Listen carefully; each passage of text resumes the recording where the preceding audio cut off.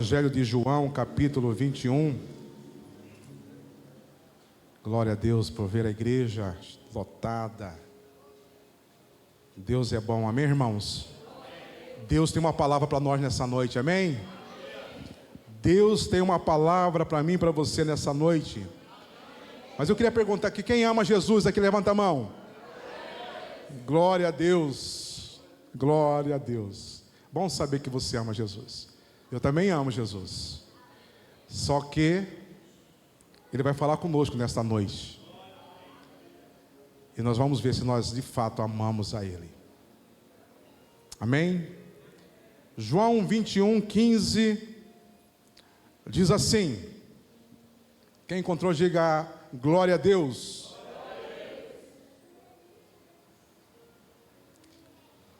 Diz assim a palavra do Senhor. Depois de terem comido, perguntou Jesus a Simão Pedro: Simão, filho de João, amas-me mais do que estes outros? Ele respondeu: sim, Senhor, tu sabes que te amo. Ele lhe disse: apacenta os meus cordeiros. Tornou a perguntar-lhe pela segunda vez: Simão, filho de João, tu me amas? Ele respondeu: sim, Senhor, tu sabes que te amo. Disse-lhe Jesus: pastoreia as minhas ovelhas.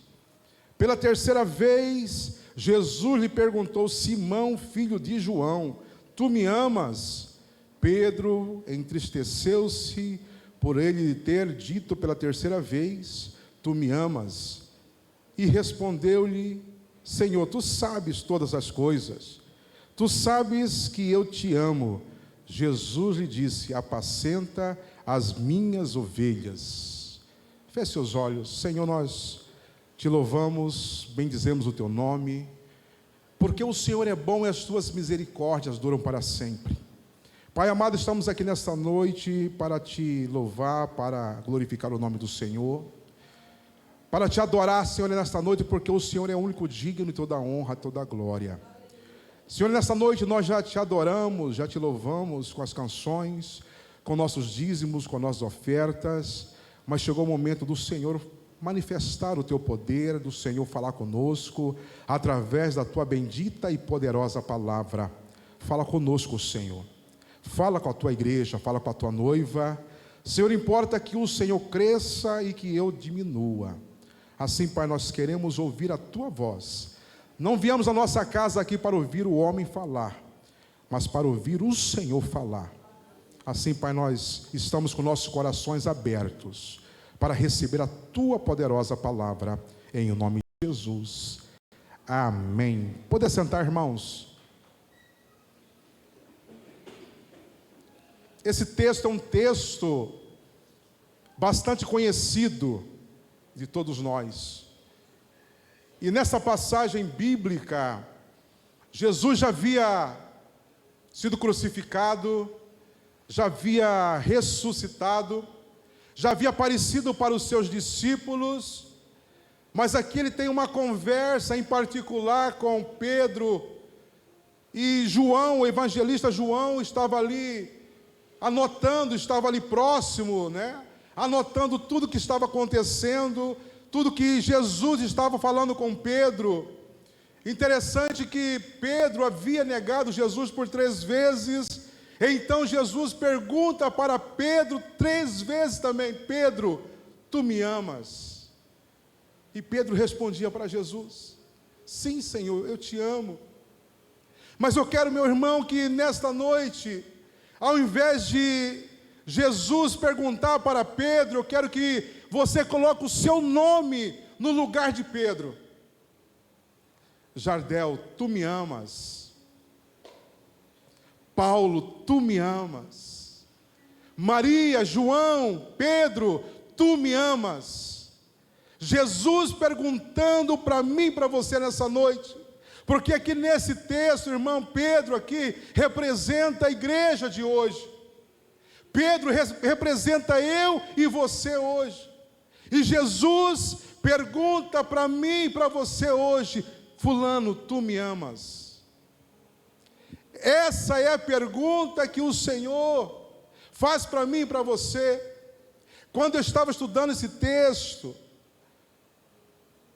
eu coloquei meu nome no lugar de Pedro. É como se o Senhor perguntasse para mim: Cleito, tu me amas?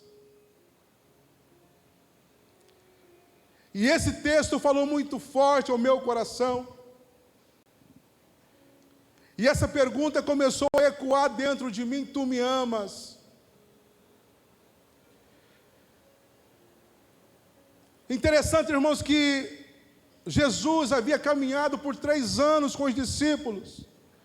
Jesus havia ensinado, discipulado os discípulos por 3 anos. Mas chegou nesse momento onde Jesus conversa com Pedro, que era o líder ali dos discípulos, dos apóstolos. E nesse último discipulado, Jesus chega para Pedro e diz: Pedro, tu me amas? De todos os ensinamentos que Jesus havia ensinado para Pedro, faltou esse último requisito, para que Pedro fosse o líder dos apóstolos. Dá-nos a entender que o amar a Jesus, amar a pessoa de Jesus, era o requisito principal para que alguém fosse discípulo de Jesus, para que alguém fosse um dos apóstolos, alguém fosse um obreiro do Senhor Jesus. O amor ao Senhor Jesus seria o requisito principal. Quando Jesus envia a sua carta à igreja em Éfeso, em Apocalipse 2, do 1 ao 5, ele reconhece que a igreja de Éfeso era uma igreja quase perfeita, ela tinha obras, ela era uma igreja que perseverava, era uma igreja que não suportava homens maus, mentirosos, era uma igreja que suportava as provas e não esmorecia. Mas o principal erro foi abandonar o primeiro amor, que era o requisito principal de uma igreja cristã. E Jesus enxergou ali na igreja de Éfeso o abandono ao primeiro amor como uma queda, como um pecado, e aconselha que a igreja se lembrasse de onde caiu, se arrependesse e voltasse à prática das primeiras obras. E nesse texto, irmãos, quando o Senhor conversa com Pedro, nesse último discipulado com Pedro, Jesus ensina que o amor ao Senhor é o requisito mais importante para o seu discípulo. Jesus deve estar em primeiro lugar em nossas vidas. Esse é o primeiro ponto que nós podemos aprender nesse texto, que Jesus deve ser a primeira pessoa na minha vida e na sua vida. Por isso que ele chega para Pedro e pergunta: Pedro, tu me amas? E esse amor que nós temos que ter para com o Senhor deve ser um amor profundo. Em uma certa passagem, em Mateus 22, 37 ao 40, Jesus responde a um fariseu que o grande primeiro mandamento era: amarás o Senhor teu Deus de todo o teu coração, de toda a tua alma e de todo o teu entendimento. Este é o grande primeiro mandamento. O segundo, semelhante a este, é: amarás o teu próximo como a ti mesmo. Destes 2 mandamentos depende toda a lei e os profetas. Veja que o amor a Deus está vinculado ao amor ao próximo. Devemos amar ao Senhor até que nada mais importa para nós. Devemos amar ao Senhor como a primícia nas nossas vidas. É o amor ao Senhor. E o apóstolo Paulo, em Filipenses 3, 7 e 8, ele demonstra isso para nós também, quando ele diz assim: mas o que para mim era lucro, isto considerei perda por causa de Cristo. Sim, deveras considero tudo como perda, por causa da sublimidade do conhecimento de Cristo Jesus, meu Senhor, por amor do qual perdi todas as coisas, e as considero como refúgio para ganhar a Cristo. O apóstolo Paulo foi um dos maiores ganhadores de alma do seu tempo, um dos maiores discipuladores do seu tempo. Mas porque Jesus perguntou 3 vezes se Pedro o amava? Será que porque Jesus tem necessidade de ser amado? Será que Jesus perguntou para Pedro: Pedro, tu me amas? 3 vezes. Será que Jesus tem necessidade de ser amado, irmãos? Será que Jesus perguntou para Pedro 3 vezes, porque ele tem necessidade da atenção de alguém? Será que Jesus perguntou para Pedro 3 vezes se o amava, porque Jesus era uma pessoa carente? O que vocês acham?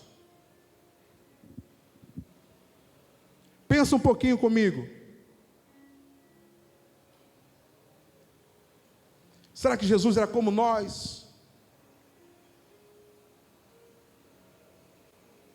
Uma pessoa carente, que tem necessidade de ser amada, que tem necessidade de ter atenção de alguém? Será que Jesus tinha alguma necessidade? Por isso ele perguntou para Pedro se Pedro o amava.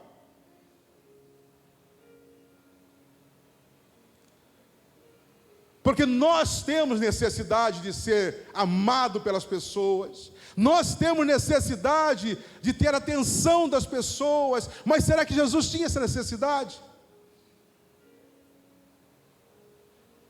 O que Jesus estava ensinando para Pedro, e ensina para mim e para você nessa noite, irmão, que Pedro deveria amá-lo não apenas com palavra, não apenas da boca para fora, mas com atitude, como ele próprio Jesus havia amado a Pedro e a todas as pessoas, dando a vida dele na cruz do Calvário. Jesus estava ensinando para Pedro que Pedro deveria demonstrar o amor por ele, por Jesus, cuidando das ovelhas, cuidando das pessoas. Era isso que Jesus estava ensinando para Pedro. O próprio João, o apóstolo João, quando escreveu a sua primeira epístola, no capítulo 4, versículo 20, na parte B, ele diz assim: pois aquele que não ama seu irmão a quem vê, não pode amar a Deus a quem não vê. O apóstolo João aqui, ele complementa esse versículo aqui do Evangelho de João. Ele diz assim: aquele que não ama a seu irmão a quem vê, não pode amar a Deus a quem não vê. Jesus estava ensinando para Pedro que não existe amor apenas de palavra, não existe amor apenas da boca para fora. Nós demonstramos o amor a Deus quando nós amamos o nosso próximo, e não apenas de palavra, mas de atitude. É isso que o Senhor estava ensinando para Pedro. Pedro, se você me ama, Pedro, você vai se sacrificar para cuidar de pessoas. Você vai se sacrificar para cuidar do rebanho. Você vai se sacrificar para cuidar dos seus irmãos. E nesse texto aqui, da primeira carta de João, capítulo 4, versículo 20, quando a palavra diz assim: pois aquele que não ama seu irmão a quem vê, não pode amar a Deus a quem não vê. Esse é o papel da igreja do Senhor Jesus. Esse é o meu papel como pastor dessa igreja, esse é o seu papel como membro dessa igreja, amar os irmãos. Mas o irmão aqui, irmãos, não é um membro dessa igreja. Amar o irmão aqui não é amar o Darcio, é fácil amar o Darcio. Como diz o Aguimar, amar o Josimar é fácil.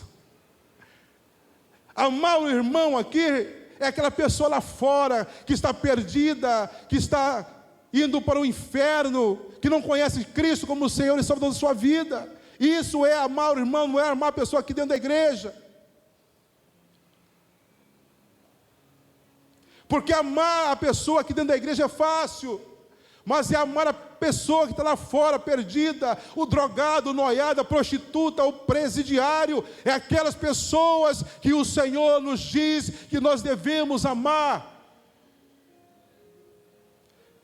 O pastor Paulo Borges Júnior diz o seguinte, que toda pessoa que está na igreja há mais de um ano, 2 anos, ela não é mais uma ovelha, ela já é um pastor. As ovelhas perdidas são as pessoas que estão no mundo, e são essas pessoas que nós temos que alcançar, e são essas pessoas que nós temos que cuidar, não é de vocês mais aqui. E eu pergunto para você, você tem cuidado de quem lá fora? Você tem buscado quem lá fora? Você tem pregado o evangelho para quem lá fora? Você tem falado do amor de Cristo para quem lá fora? Ou você tem vivido na sua bolha de crente, aqui dentro da igreja apenas? Por isso eu perguntei para você, você ama Jesus? E Jesus pergunta para mim e para você nesta noite, tu me amas? Apacenta as minhas ovelhas que estão lá fora. Tu me amas? Apacenta os meus cordeirinhos que estão lá fora. A igreja precisa despertar, a igreja precisa acordar para essa realidade, para essa verdade, que se nós amamos o Senhor Jesus, nós precisamos sair das 4 paredes e ir lá fora atrás dos perdidos, pregar para os perdidos, pregar para as pessoas que estão caminhando a passos largos para o inferno e salvá-las.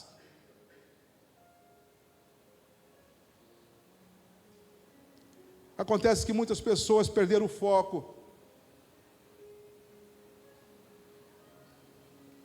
Muitos pastores perderam o foco, muitas igrejas perderam o foco, construíram grandes templos, mas esqueceram dos perdidos, esqueceram de fazer discípulos do Senhor Jesus. E Jesus pergunta para mim e para você nessa noite, tu me amas?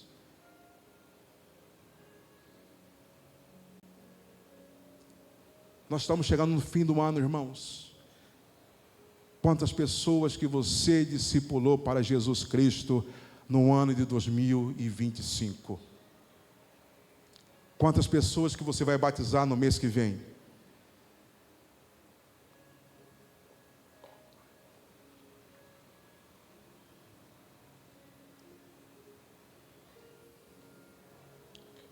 Se nós amarmos o Senhor de fato, nós cuidamos das ovelhas do Senhor Jesus. Em segundo lugar, quem ama Jesus, ama os perdidos e faz discípulos. Mateus 28, 19 e 20 diz isso. Jesus estabeleceu a grande comissão, deu uma ordem, ide, fazei discípulo, batizando, ensinando. Se você ama Jesus, você tem que cumprir esse ide, é uma ordem. Não é opcional para mim, para você, é uma ordem. Nós estamos aí com um projeto de construir um grande templo para 1000 pessoas. Nós podemos convidar o Paulo Ramalho para tocar lá e a gente vai encher a igreja. Mas se a gente não fizer discípulo, nós falhamos com a nossa missão.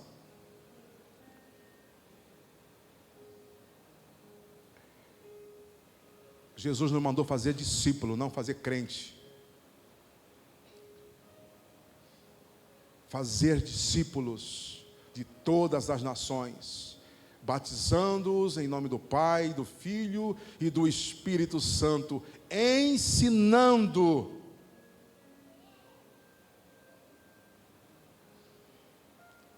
Não adianta, irmãos, ter igrejas, uma igreja enorme, cheia de pessoas vazias de Deus. O Senhor nos chamou para fazer discípulos discípulos para ele, não para nós também.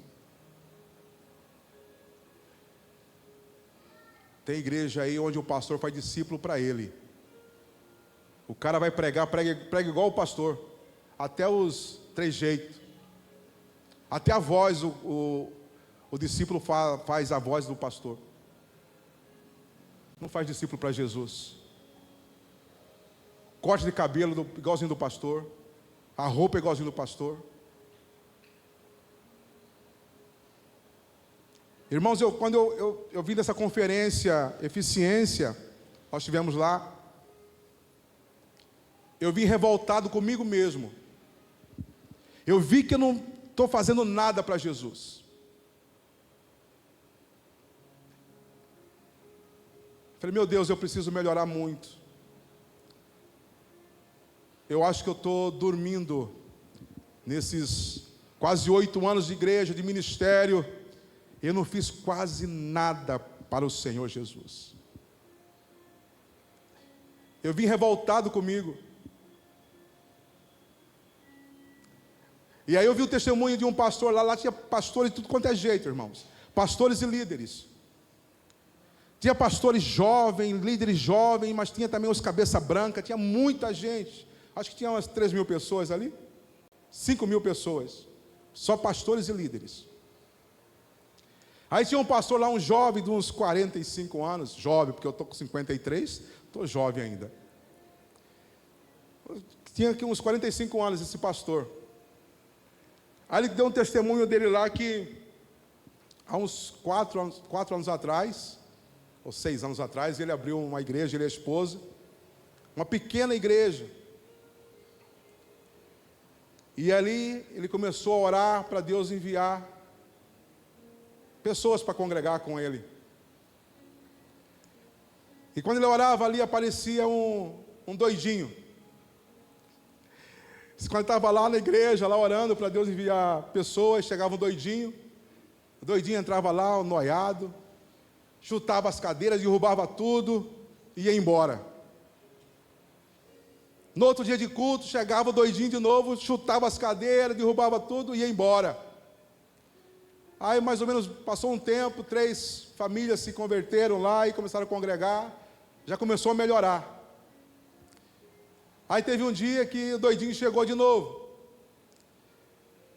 para chutar as cadeiras, derrubar tudo, e seguraram esse doidinho. Aí esse pastor deu um ultimato nesse doidinho, falou, você se senta, se sossega, ou você some daqui e nunca mais volta. O doidinho foi embora. Aí no dia de semana, estava o pastor sozinho lá orando, para o culto. E nesse dia nem a esposa do pastor não foi. Estava o pastor sozinho lá orando, de repente ele olha assim, lá vem o doidinho. Aí ele começa a falar com o Senhor, Senhor, estou aqui sozinho, fazendo o que é certo, você me mandou fazer, abrir a igreja. O que eu menos quero, oh Deus, é que o Senhor manda esse doidinho vir aqui, agora me atrapalhar, me perturbar. E o doidinho chegou lá, chutou as cadeiras, derrubou tudo e foi embora de novo. Aí esse pastor voltou a falar com Deus, Senhor, eu não sei mais o que eu faço. Eu estou aqui orando ao Senhor, fazendo aquilo que o Senhor mandou fazer, orando para o Senhor mandar pessoas aqui, e vem esse infeliz desse doidinho para bagunçar tudo aqui e vai embora. Aí Deus falou com ele, você ora para que eu envie pessoas. Eu envio esse rapaz para você, e você nem se importou em pegar o nome desse rapaz, em saber o nome desse rapaz. Aí esse pastor falou assim, rapaz, eu vou procurar saber o nome desse doidinho. Ele procurou saber o nome desse doidinho. No culto seguinte, estava lá no final de semana, estava lá já o pessoal do culto, e o pastor começou a pregar, e adivinha quem chegou lá? O doidinho. Mas dessa vez o doidinho sentou, assistiu o culto, o pastor fez o apelo, e o doidinho aceitou Jesus. O doidinho se converteu. O doidinho foi liberto. O doidinho foi transformado. O pastor discipulou esse doidinho. E hoje o doidinho é um dos discípulos do pastor. E com a conversão desse doidinho, as pessoas da comunidade ficaram curiosas e começaram a ir para a igreja. E a igreja foi crescendo. Mudaram para um salão maior. E a igreja cresceu, e hoje a igreja tem mais de 1000 pessoas. Porque se importaram com o doidinho. A igreja abraçou o doidinho. O doidinho caiu na graça do povo. O povo amou aquele doidinho. Porque amaram aquele doidinho. É o que falta muitas vezes, irmãos. É nós amarmos as pessoas. Às vezes Deus envia pessoas. Porém, são pessoas que estão fora do nosso padrão. E nós rejeitamos as pessoas. Nós não olhamos para as pessoas. Às vezes nós olhamos para a aparência das pessoas. E não as valorizamos como deveríamos valorizar. E essa igreja cresceu. Porque a igreja amou, abraçou o doidinho. O pastor falou o nome do doidinho lá, mas não lembro. O que marcou mesmo foi o doidinho. E às vezes, irmão, nós precisamos, sabe de quê? De um doidinho nas nossas vidas. Sabe aquela pessoa que pisa no seu calo e você reclama para Deus? Talvez foi Deus que mandou essa pessoa para pisar no seu calo, para atormentar você. É para você amar essa pessoa, para você orar por essa pessoa, porque Deus quer trabalhar na sua vida, assim como Deus trabalhou na vida desse pastor, e Deus transformou a vida desse pastor. Hoje esse pastor é um grande homem de Deus, de uma grande igreja, porque ele ouviu a voz de Deus, ele abraçou aquele doidinho. Então nós precisamos, se nós amamos a Jesus, nós precisamos cumprir o ide do Senhor Jesus e fazer discípulos. Irmão, nós estamos aqui quase 8 anos. Quantos discípulos você fez nesses 8 anos? Eu perguntei para um irmão, para um casal, que o casal vivia reclamando. Eu e minha esposa fomos visitar esse casal. Perguntei para ele, falei: rapaz, você fala que tem um chamado pastoral. Nós vamos fazer 8 anos de igreja. Quantas pessoas vocês discipularam? Quantas pessoas vocês batizaram? Nenhuma.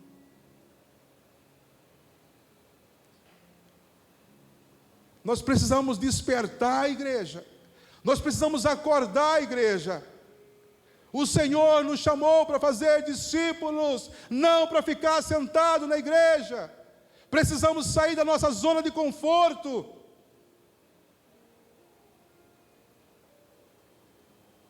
Até quando nós vamos ficar na nossa zona de conforto?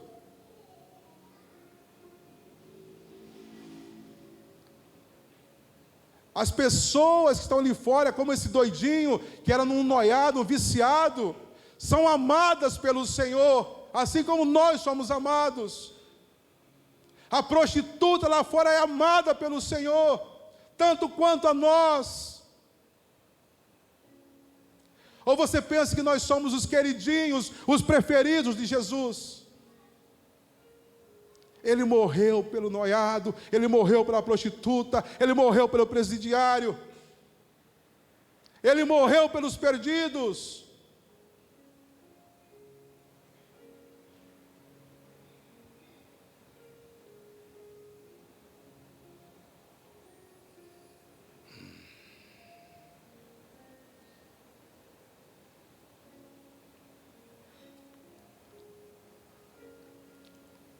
Em terceiro lugar, quem ama o Senhor procura estar perto dEle e o busca.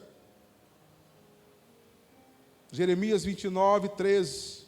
Buscar-me-eis e me achareis, quando me buscar de todo o vosso coração. Você tem buscado ao Senhor com todo o seu coração? Ou é uma luta para você vir pelo menos para o culto na igreja? Ou é uma luta para você sair da sua casa, para você vir no culto da palavra na terça-feira?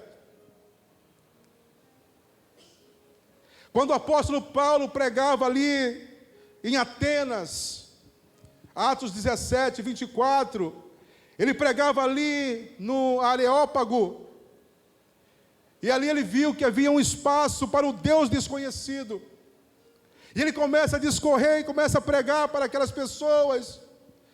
Ele disse assim que o Deus que fez o mundo e tudo que nele existe, fez o homem para buscarem a Deus. Ele está dizendo ali, irmãos, que nós fomos feitos por Deus para buscarmos ao Senhor.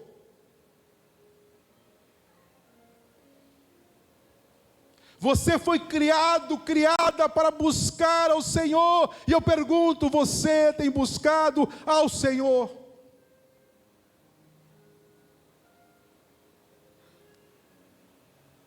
Você tem buscado ao Senhor porque o pastor tem cobrado?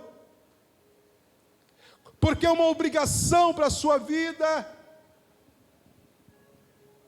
Quando o Senhor diz que nós devemos buscá-lo com todo o nosso coração,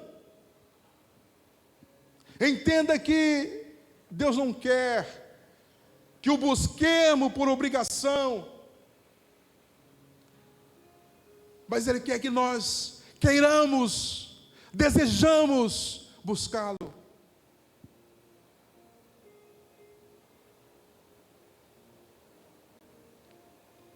Imagine você que é casado aqui, o seu cônjuge, a sua esposa, o seu esposo, fica sabendo que você está com ele ou com ela por obrigação, e não por amor. Imagine que o seu cônjuge fica sabendo que você está com ele ou com ela por interesse, e não pelo que ela é, que ele é.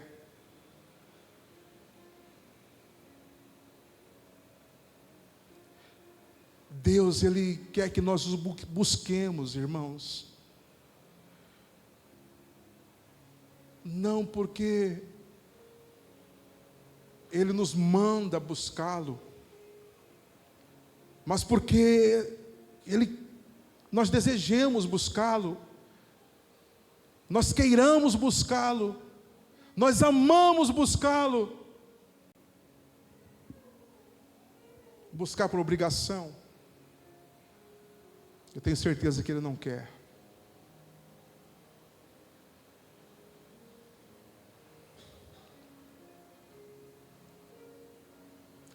Deus não quer que nós o busquemos para receber um benefício, uma cura, uma bênção.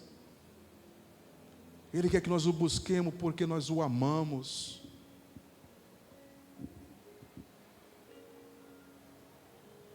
Quarto lugar, quem ama o Senhor entende que foi criado para adorá-lo. Em Êxodo 10, 3, na Bíblia Nova Almeida Atualizada, diz assim: assim diz o Senhor, o Deus dos Hebreus. Isso é Moisés dizendo para Faraó: assim diz o Senhor, o Deus dos Hebreus, deixe o meu povo ir para que me adore. O Senhor nos criou para que nós o adoremos. Você foi criada para adorar o Senhor. Como está a sua vida de devoção, de adoração a Deus? Você tem adorado ao Senhor? Você tem levado uma vida de adoração, de devoção ao Senhor?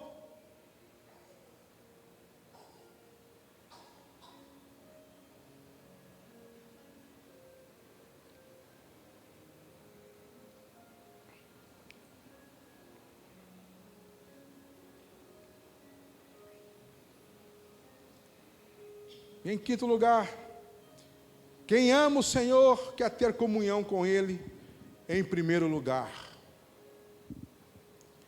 Em Lucas 14, 15 ao 20, fala sobre a parábola da grande ceia,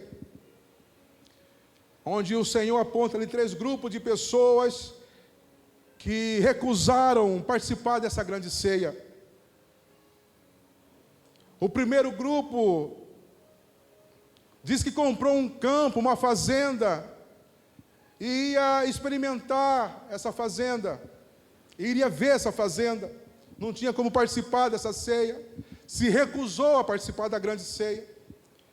O segundo comprou 5 juntas de boi e ia experimentar essas 5 juntas de boi. O terceiro se casou e não tinha como ir na grande ceia. Olha as desculpas dessas pessoas. É uma parábola que Jesus contou. Será que esses argumentos não têm sido usados por nós nesse tempo, nesses dias? Eu comprei uma fazenda, eu não posso ir no culto. Eu comprei um rebanho, um gado, eu não posso ir no culto. Agora eu casei, eu não posso ir, que eu estou em lua de mel, não posso ir no culto. Será que nós temos usado esses pretextos, essas desculpas, para não estar em comunhão com o Senhor, para não ir no culto, cultuar, adorar o Senhor? E tem mais. Lucas 10, 36 a 42, conta a história de Marta. Marta estava muito ocupada, e Jesus disse para ela: Marta, Marta. Essa repetição de nome, ela acontece 7 vezes na Bíblia. E sempre após essa repetição vem uma exortação, vem uma correção. Nessa passagem bíblica, Jesus adverte Marta que ela estava inquieta, preocupada, distraída, com coisa que não tinha importância. E que Maria havia escolhido a melhor parte, que era estar aos pés de Jesus, ouvindo os seus ensinamentos. Mas esse texto, ele vem nos ensinar que o inimigo hoje, ele tem usado uma estratégia para nos fazer tirar do foco. O que ele tem feito hoje? Ele tem prosperado as pessoas. Nesse texto dá para a gente entender isso. Tem levado as pessoas a adquirirem fazendas, a comprarem gados, pessoas sendo abençoadas, pessoas que oraram para ter um casamento, construir uma família, e Deus tem abençoado essas pessoas. Pessoas têm orado pedindo para Deus abrir porta de emprego, e Deus tem dado porta de emprego. E isso tem levado as pessoas a uma distração. As pessoas têm perdido o foco de adorar a Deus, de estar em comunhão com Deus. E ao invés de vir adorar o Senhor, servir ao Senhor, estão preocupados com coisas secundárias.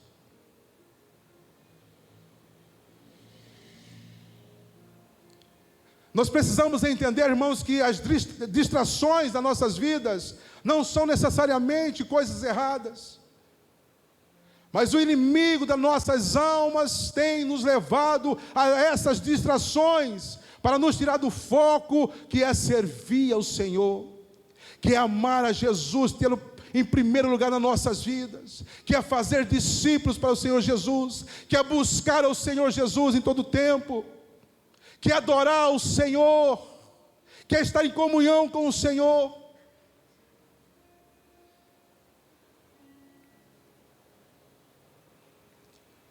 Precisamos tomar cuidado com as distrações que o inimigo tem colocado nas nossas vidas. Jesus tem que ser a primazia nas nossas vidas. Nada pode ocupar o primeiro lugar de Jesus na nossa vida.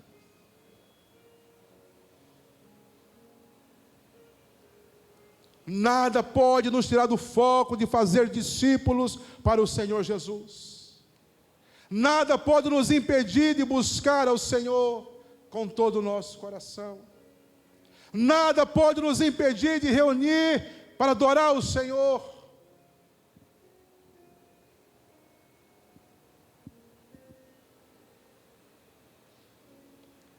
É tempo de nós voltarmos a amar ao Senhor.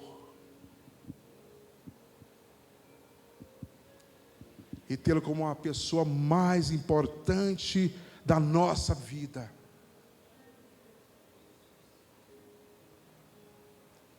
E nós demonstramos esse amor pelo Senhor Jesus, amando as pessoas, cuidando das pessoas, discipulando as pessoas, ganhando as pessoas que estão lá fora para o Senhor Jesus.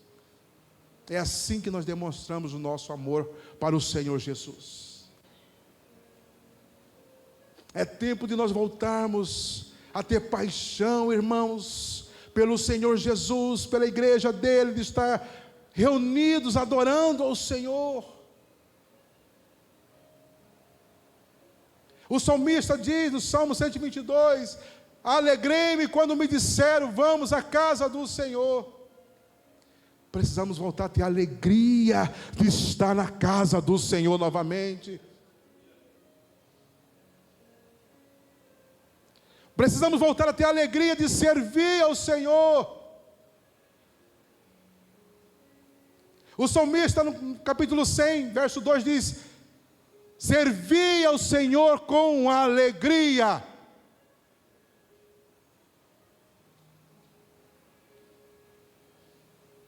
Você tem tido alegria de servir na casa do Senhor, ou você faz por obrigação?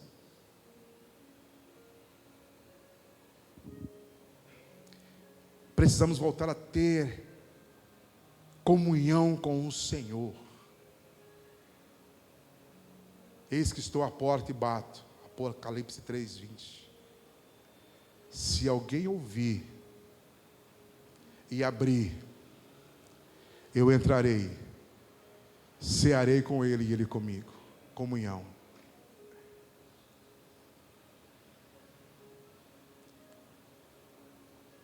Vamos ficar de pé?